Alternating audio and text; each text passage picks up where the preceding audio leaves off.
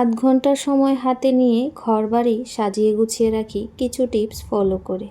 নমস্কার, শুভ সকাল সবাইকে। অনেক স্বাগত আমার পরিবারে। আমি পিঙ্কি ত্রিপুরা থেকে বলছি। আশা করছি সবাই খুব ভালো আছেন, সুস্থ আছেন। আমিও ভালো আছি। তাই প্রতিদিনের মতো আবারও চলে এলাম আজকে আরেকটি ব্লগে। সকালের আবহাওয়াটা খুবই সুন্দর। আজকে সেরকম আর রোদ্দুর নেই, দেখলাম যে কুয়াশা পড়ছে। তো কুয়াশা পড়াটা ক্যামেরাবন্দি করতেই ছাদে দৌড়ে চলে এলাম। এই যে চারিদিকটা হালকা কুয়াশা, হালকা বলতে সকালে যখন উঠেছি একদমই ছিল না, আর হঠাৎ করেই কুয়াশাটা এরকম হয়েছে।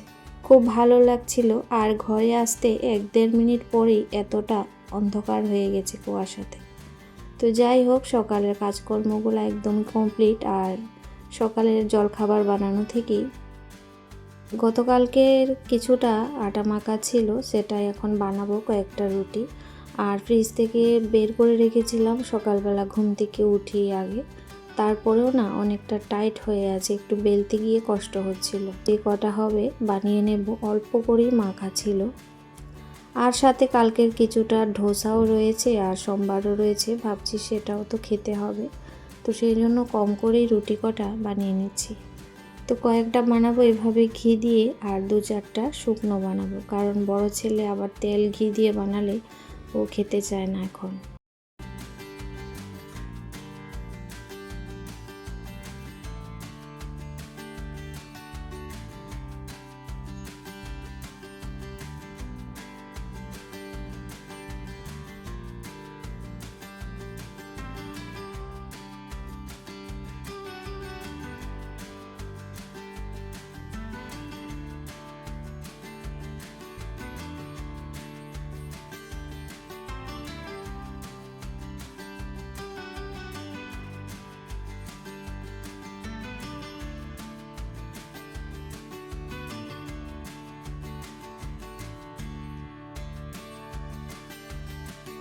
তো বলছিল যে ছোট ছেলে ডিম দিয়ে খাবে, তো ওকে একটা ডিম অমলেট করে দিলাম। ও নিজে নিজে ডিমটা ফাটালো, তারপর পেঁয়াজ কাটলো, কেটে তারপর এই যে তাওয়ার মধ্যে ঢালতে এসেছিল আর কি।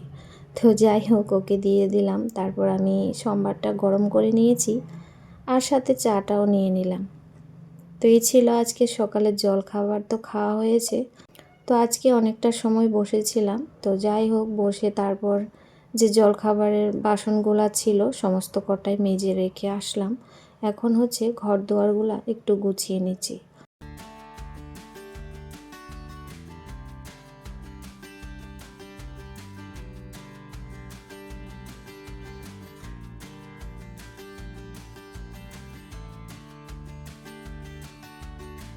প্রতিদিন যেহেতু একটু একটু করে পরিষ্কার করা হয় ঘরদোর, তো সেই জন্য বেশি সময় লাগে না। ওই সবকটা রুম আধ ঘন্টার মতো লাগবে, সবকটাই কিন্তু সুন্দর করে গুছিয়ে রাখবো। সময়ের কাজ সময় করে নিলে বেশি ঘরদোর পরিষ্কার করতে বা গোছাতে অত সময় লাগে না। জায়গার জিনিসটা জায়গা যদি কাজ করার পর রাখা হয়। তো যাই হোক, এখন বিছানাটা ঝেড়ে একটু হালকা মুছে নিচ্ছি।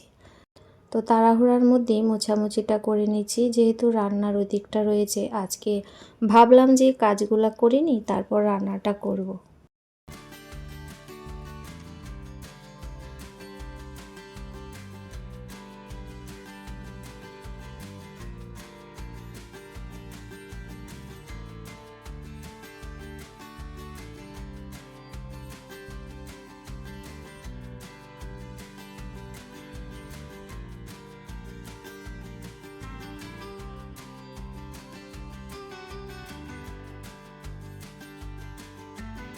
তো ঘরদোর আগোছালো থাকলে একদমই ভালো লাগে না, কাজ করতেও কিন্তু মন চায় না। ঘরদোরগুলো একদম যদি সাজানো গোছানো থাকে, একদম বিছানা সোফা একটু টান টান থাকে, কাপড়গুলা দেখতে তো ভালো লাগে। আর অন্য কাজগুলা করতেও কিন্তু মনে হয় মনটার মধ্যে একটা আলাদা এনার্জি। ঘরের মধ্যে সর্বদাই থাকি যেহেতু ঘরগুলা, সেই জন্য সবসময় একটু পরিপাটি রাখার চেষ্টা করি। না হলে ঘরদোর আগোছালো থাকলে দেখবি মন মেজাজ এমনিতে চিটচিটে আরও বেশি হয়ে যায়।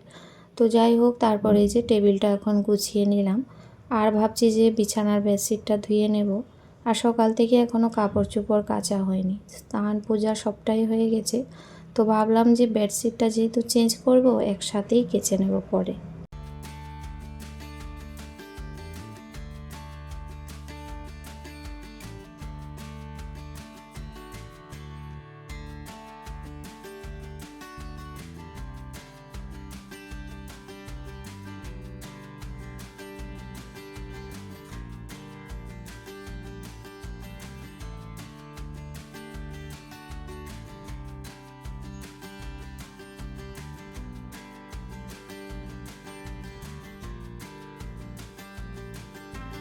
আসলে একটু হালকা গরম পড়েছে, সেই জন্য বেডশিটটা চেঞ্জ করে দিলাম। এমনিতে কিন্তু কোনো ময়লা হয়নি।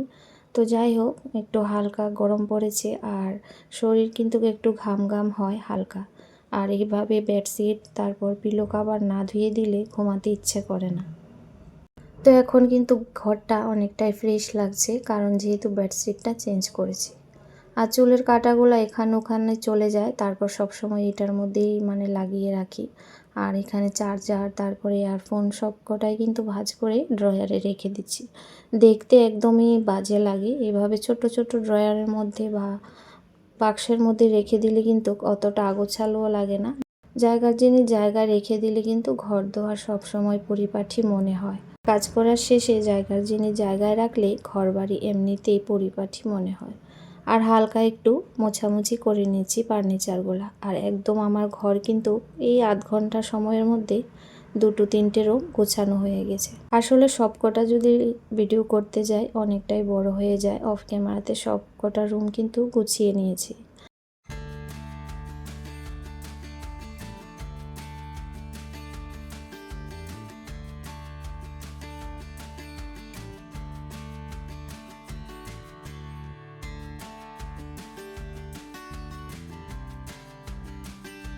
আর এখন হয়েছে ওই রান্না করতে হবে, তো চিকেন নিয়ে আসছে, সেই জন্য আলুটা ঢেলে নিচ্ছি আর পেঁয়াজ রসুনগুলা পরিষ্কার করে নেব।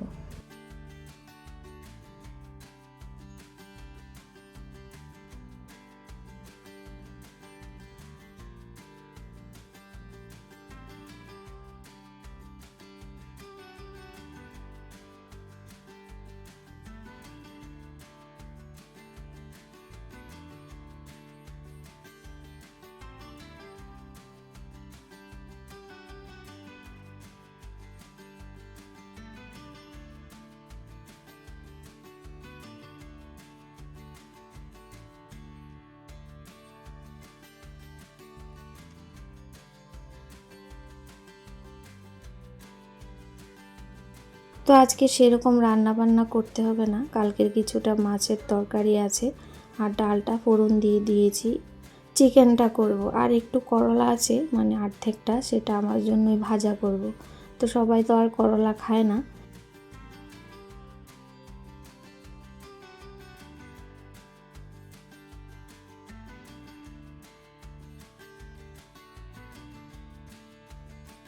তো যাই হোক, চিকেনটাও হয়ে গেছে, ওইদিকে কিন্তু ভাতটাও আমার হয়ে গেছে।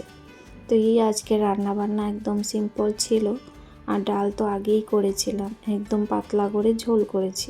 তো এখানে একটা ফেস প্যাক বানাচ্ছি। কাঁচা চালের গুঁড়ো 1 চামচের মতো দিয়েছি আর 1 কাপ জল, সেটাকে কিন্তু এখন ভালো করে ফুটিয়ে ঘনত্ব। তো চালের গুঁড়োটা জাল করে নিয়েছি, জাল করে এখন হয়েছে ঠান্ডা করতে দেব। তো এটা ঠান্ডা হতে থাক, ততক্ষণ পর্যন্ত কাপড় চোপড়গুলোও কিন্তু কেচে নিয়েছি। তো কাপড় চোপড়গুলো এখন মেলে নেব। আর রোদ্রের কিন্তু বেশ তাপ আছে, রোদ্রের যেরকম তাপ আছে সেই রকম কিন্তু হাওয়াটাও বইছে আর বেশ ভালো লাগছিল হাওয়াটা। এখন তো পুরোপুরি গরম পড়েনি, আর পুরোপুরি যখন গরম পড়বে কী যে হবে অবস্থাটা। তো যাই হোক, আবহাওয়া যেরকমই হোক সবটাই তো আমাদের মেনে নিতে হবে।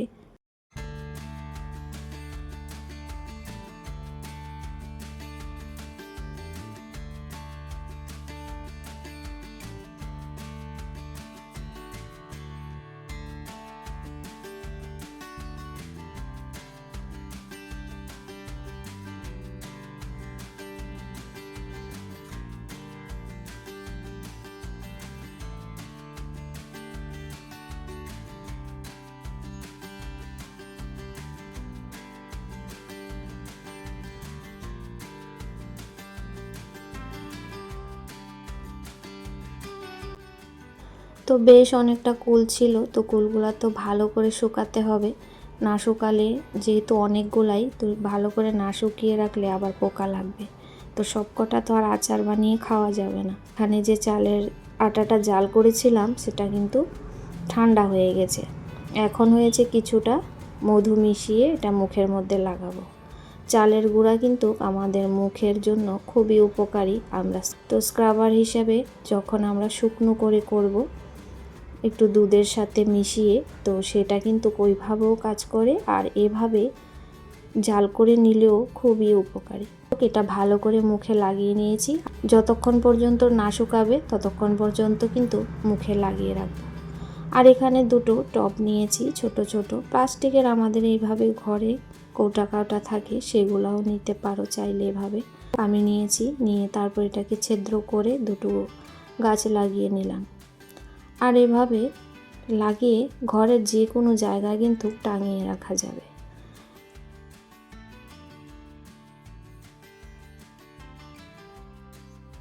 তো এখানে দুটো মেটালের চুড়ি নিয়েছি, তো চুড়িটাকে কিন্তু একটু সরু করে নিচ্ছি। তো এটা কিন্তু ভাঙবে না, অনেকটাই কিন্তু শক্ত। তো এইভাবে যে ছিদ্রটার মধ্যে ঢুকিয়ে তারপরে কিন্তু টাইট করে দেব। তো এটাকে এভাবে টাইট করে কিন্তু ওয়ালের মধ্যে যদি পিন থাকে পিনের মধ্যে লাগানো যাবে। যেহেতু আমার কাছে ড্রিল মেশিন নেই, না হলে আমি দরজার কাছে রাখতাম, দেখতে আরও বেশ ভালো লাগতো। তো এখন আপাতত কোথায় রাখবো সেটাই ভাবছি। আর দেখতে কিন্তু এভাবে যে কোনো ঘরের মধ্যে আমরা গাছ রাখতে পারি। আর গরম মানেই ঘরের ভেতরে গাছপালা হলে ঘরদোর কিন্তু একটা আলাদাই সুন্দর লাগে।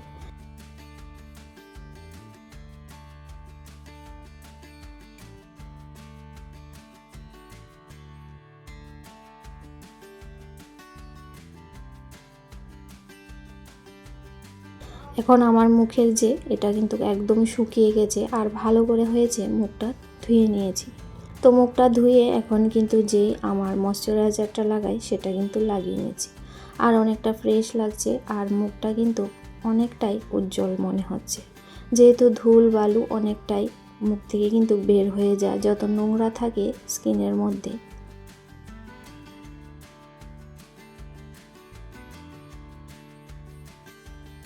তো যাই হোক প্রিয় বন্ধুরা, ভিডিওটি আজকের মতো এখানে শেষ করছি। সবাই খুব ভালো থাকবেন, সুস্থ থাকবেন। আগামী দিন আবারও আসবো নতুন ব্লগে।